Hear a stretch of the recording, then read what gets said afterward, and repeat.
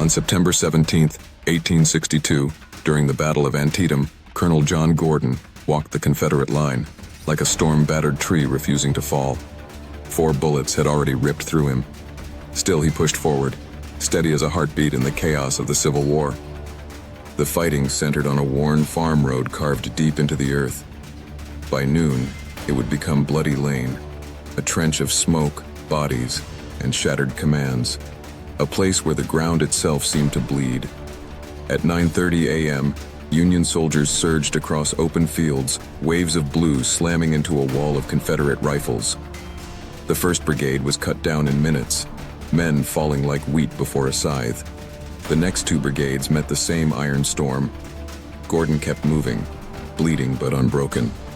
A bullet smashed into his leg, then another, then his arm, then his shoulder. He stayed upright, a lighthouse in a sea of gunfire. Then the 5th shot hit him in the face. He collapsed, drowning in his own blood like a man pulled under by a crimson tide. Only a bullet hole in his cap, a tiny accidental drain, kept him alive. As Gordon lay unconscious, the Irish Brigade charged with green flags snapping like emerald fire. Confederate rifles tore into them, but they pressed forward with the fury of a rising storm. 60% fell, yet the survivors still clawed toward the sunken road. The Confederate line finally buckled like a beam under too much weight. Officers were dead, commands shattered, and bodies filled the road until it resembled a staircase of the fallen. For a moment, the Union had the breakthrough that could have split the Confederate army in 2. But victory slipped away.